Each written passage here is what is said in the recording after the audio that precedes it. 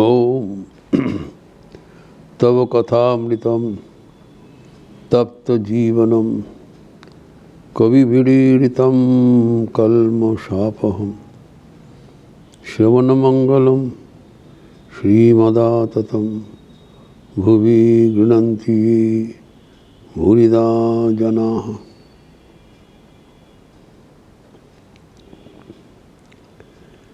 महाप्रभु श्री चैतन्य देव की पावन कथा चर्चा हो रहा था। उन्होंने दृष्टांत स्थापित किया कि शुद्ध प्रेम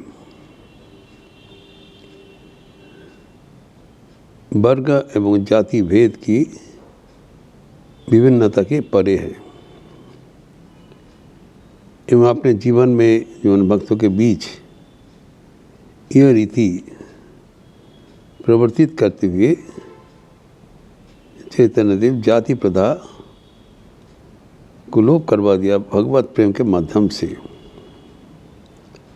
हम लोग चर्चा किया था जवन हरिदास क्योंकि परम भक्त थे, लेकिन तदानीन्तन सामाजिक रीति अनुसार निर्वासित था। उनके मन में कोई क्षोभ नहीं था, वो अपने को समेट करके अलग करके रखते थे। लेकिन चैतन्य देव उनका ये संकोच दूर करके अपने लेते थे। आलिंगन करके उनको जो संकोच को दूर करने के लिए प्रयास करते थे एवं उनकी रहने का नज़दीक में सिद्ध बकुल तालाब में उसको रहने का बंदोबस्त कर दिया एवं जगन्नाथ के महाप्रसाद भी उनको भेज दिया करते थे। और उन्होंने 3 लाख जप दैनंदिन करने के उपरांत ही प्रसाद ग्रहण करते हैं, निदर्शन स्थापित कर दिया। लेकिन उन्होंने एक निवेदन किया कि चैतन्य देव का लीला का जो अंत होगा उसके पहले ही वो जाने चाहा। चैतन्य देव उसको राजी हो गए एवं अत्यंत दुख के साथ उनका ये अंतिम यात्रा को समर्थन कर लिया। दूसरे दिन जब आए तब उनके चरणों में गिरकर उनकी नयन एवं बदन को देखते हुए महासमाधि में शरीर छोड़ दिया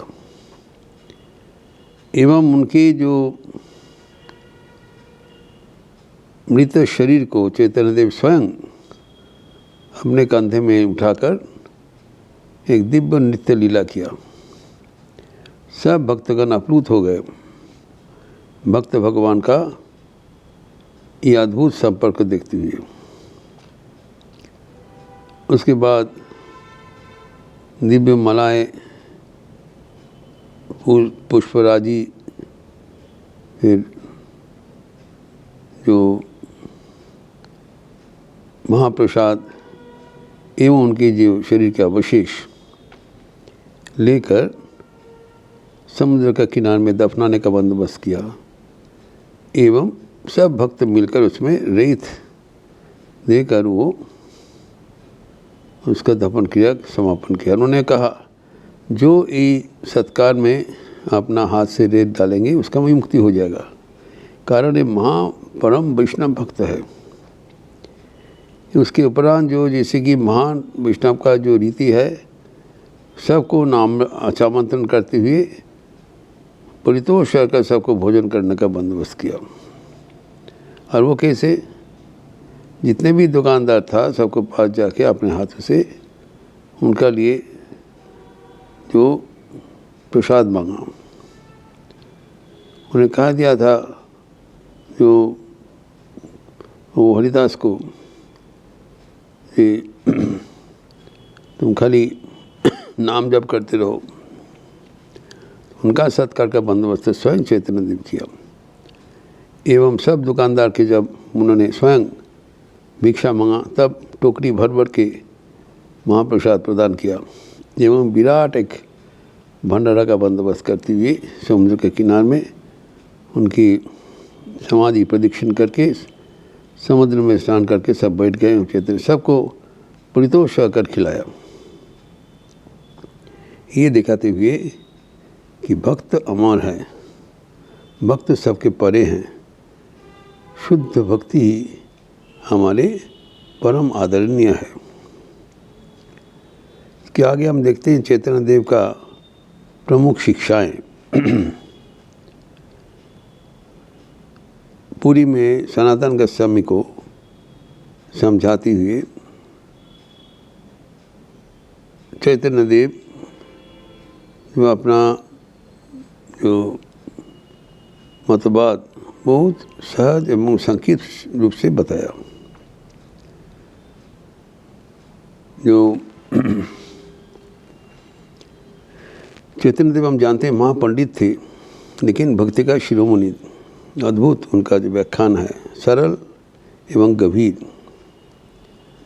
उन्होंने कहा जो कि उनकी जीवनी का जो कृष्णदास कविराज गोस्वामी जो किया है चैतन्य चरितामृत मध्य लीला में 20 व 19 अध्याय में, जो चैतन्य देव के शिक्षा का प्रथम उन्होंने समझाया सनातन गोस्वामी को, जो वेद शास्त्र कहे, ये प्राचीन बांग्ला में है, वेद शास्त्र कहे संबंध अविधेय प्रयोजन, कृष्ण कृष्ण भक्ति प्रेम, ये तीन जीवन, जो ये तीन धन, ये सबसे श्रेष्ठ धन है। जो शास्त्र में तीन चीज़ कहा जाता है, संबंध अविधेय एवं प्रयोजन। संबंध मतलब ये कहते हैं कृष्ण ही हमारे संबंध है, दुनिया के साथ, शास्त्र के साथ हमारा संबंध है कृष्ण, एवं वो संबंध हम कैसे स्थापित करें, वो है अभिधेय, वो है जो कृष्ण भक्ति। कृष्ण भक्ति से ही कृष्ण के साथ हमारा रिश्ता बन जाएगा। कृष्ण ही हमारा उपजीव्य है, संबंध है, और उसको पाने के लिए हमें कृष्ण भक्ति चाहिए, जो कि हमारे सामने उपलब्ध है। तो ये जो, एवं आखिर में जो हमारा जो प्रयोजन है वह है प्रेम। कृष्ण कृष्ण भक्ति एवं प्रेम, ये तीन धन, अर्थात कृष्ण के साथ हमारा निष्काम शुद्ध भक्ति प्राप्त करना ही जीवन का लक्ष्य है, प्रयोजन, जीवन का ही लक्ष्य है। ये तीन चीज़ व्याख्यान करते हुए सनातन गोस्वामी चैतन्य जो फिलॉसफी उसको दृढ़ भूमि में स्थापित किया। उन्नतम प्रधान वैष्णव जो थे सनातन गोस्वामी, और फिर जो उन्होंने कहा द्वितीय उनका जो उद्धार, गुरु कृष्ण सेवा पाए भक्ति लता बीज, संक्षिप्त रूप से बताया। तद गुरु के जो सेवा एवं गुरु प्रदर्शित जो इष्ट सेवा, नाम जाप कीर्तन आदि, ये भक्ति लता प्राप्त कराने में समर्थ होता है। गुरु कृष्ण सेवा पाए भक्ति लता बीज, जो भक्ति लता के जो बीज है वो कृष्ण भक्ति से, कृष्ण सेवा से, गुरु सेवा से वो प्रकट हो जाते हैं। एवं हमारा जीवन भरपूर हो जाता है। एवं तथापि ये जो कृष्ण भक्ति है, प्रेम है, ये हमारे जीवन में प्रतिष्ठित हो जाता है। और तीसरा व्यक्ति बात बताया कि नामे रुचि जीवे दया, वैष्णव सेवन। हम जानते हैं नामे रुचि मतलब कृष्ण नाम से हमारा रुचि पैदा हो जाए, एक हमारा पसंदीदा आ जाए। पहले तो हम लोग मैकेनिकली करते हैं, कृष्ण भक्ति के नाम हम दोहराते हैं, तो उसमें हमारा आनंद नहीं मिलता है। जब हम ईश्वर के नाम हम लोग आंतरिक होकर बारंबार पुकारते रहते हैं, तब हमारे साथ उनका एक आकर्षण हो जाता है। यही है कृष्ण प्रेम से जुड़े रहने का ये रहस्य।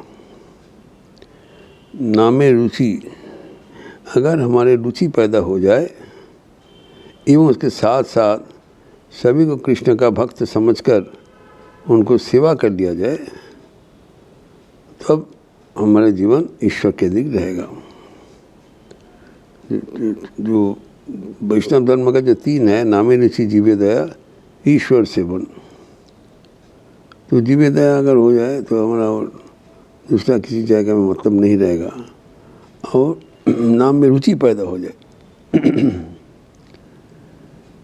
तो इसी करके अगर हम जीवन को ईश्वर केंद्रित करें चैतन्य देव का मतवाद से, एवं उनके सबसे बड़ा जो योगदान है वो है ये नाम संकीर्तन के माध्यम से पूरे दुनिया में एक सार्वभौम धर्म प्रवर्तन करना। देशी विदेशी, धर्मी विधर्मी, सबको भगवान का नाम लेने का अधिकार है। और सब मिलकर अगर भगवान का कीर्तन करें, भगवान को पुकारे, तो हम लोग सब ईश्वर के संतान हैं। तो हमारे सम्मिलित जो प्रार्थना है, वो प्रार्थना से भगवान हमें अवश्य कृपा करेंगे। हमारे मन ईश्वर केंद्रित हो जाएगा और ये संकीर्तन में सबके समान अधिकार।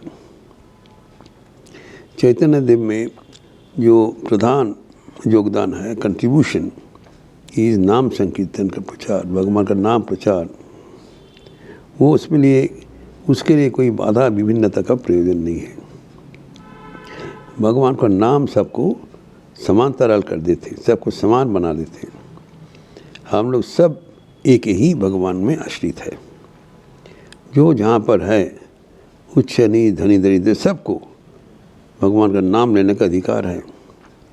भगवान का नाम लेकर आनंदित होने का अधिकार है। और वो आनंद उठाने के लिए ही हमारा ही मनुष्य शरीर मिला है। यही है चैतन्य देव का सबसे प्रधान शिक्षा का केंद्र, भगवान को नाम को आधारित करते हुए जीवन को आध्यात्मिक जीवन में प्रतिष्ठित करना। इस प्रसंग और भी आगे विस्तार करते हुए हम लोग अगले दिन चर्चा करेंगे। ओम शांति शांति शांति। हरि ओम तत्सत। श्री राम कृष्णार्पणमस्तु। भगवान का अवतार का पावन प्रसंग चल रहा है, जो कि अवश्य हमें जीवन ईश्वर केंद्रित करने में सहायता करते हैं। इस प्रसंग का और भी विस्तारित अंश अगले दिन हम लोग चर्चा करेंगे। अच्छा रहिए, स्वस्थ रहिए, आनंद में रहिए। नमस्कार।